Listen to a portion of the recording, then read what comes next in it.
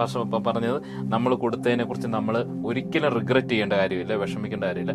അല്ല, അങ്ങനെ വേദന ഉള്ളവരുണ്ട്. ഞാൻ അവരോട് പറയുക, നിങ്ങൾ ഏതെങ്കിലും സഭയിൽ നിന്ന് നിങ്ങൾക്ക് അവിടുന്ന് മാറേണ്ട ഒരു സാഹചര്യം വന്നു, നിങ്ങൾ ആ ദേവദാസനോടോ സഭയോടോ പ്രശ്നത്തിൽ നിങ്ങൾ പോയെങ്കിൽ തീർച്ചയായിട്ടും നിങ്ങൾ അവിടെ പോയി ക്ഷമാപണം നടത്തി, അല്ലെങ്കിൽ നിങ്ങൾ ഒരു ബ്ലെസ്സിങ് അവിടുന്ന് മേടിക്കണം. 100% ആവശ്യം.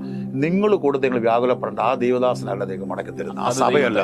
ദൈവം നിങ്ങൾക്ക് ഒരു കർത്താവിന്റെ അപേക്ഷിത ലെവലിൽ പറയാം, ദൈവം നിങ്ങൾക്ക് തരും. നിങ്ങളുടെ ഒന്നും നഷ്ടമായിട്ടില്ല. നമ്മളായിട്ട് അത് സംസാരിച്ച് അയ്യോ നഷ്ടമായെന്ന് പറഞ്ഞ് നമുക്കുള്ള അനുഗ്രഹം പിശാച് മറ്റവൻ കേട്ടോണ്ടിരിക്കുവോ? പിശാച് അവൻ നമുക്ക് നഷ്ടമാകും. ഞാൻ വിതച്ചത് ആ സഭയിലല്ല, ഞാൻ ഇന്ന സഭയിലല്ല, ഞാൻ ദൈവത്തിന്റെ രാജ്യത്തിനാ കൊടുത്ത്. അതിനെനിക്ക് ഫലം തരുന്ന ആരാ? വളർത്തുന്ന ആരാ?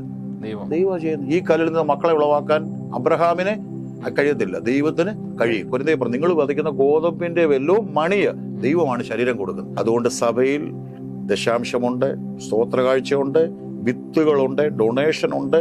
ഇതെല്ലാം ദൈവരാജ്യത്തിന്റെ കെട്ടുപണിക്കും വ്യാപ്തിക്കുമാ. കൊടുക്കുന്നവർക്ക് കൊടുത്താൽ ദൈവത്തിലായി, പക്ഷെ അവരെക്കാൾ ഉത്തരവാദിത്തമാണ് വാങ്ങുന്നവർ.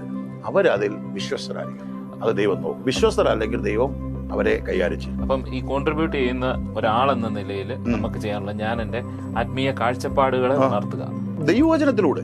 നമ്മളിപ്പോ സൃഷ്ടിച്ചു പറഞ്ഞ ഷാജി പാസ്റ്ററിന്റെ ആശയമല്ലല്ലോ ആണോ? അല്ല, ദൈവവചനത്തിൽ അങ്ങനെ ഉണ്ട്.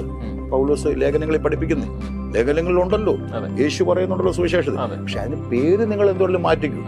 പക്ഷെ കൊടുക്കുന്ന കാര്യങ്ങളിൽ കർത്താവുള്ളിടത്തോളം വിതയും കൊയ്ത്തും രാവും പകലും എല്ലാം ഉണ്ട്.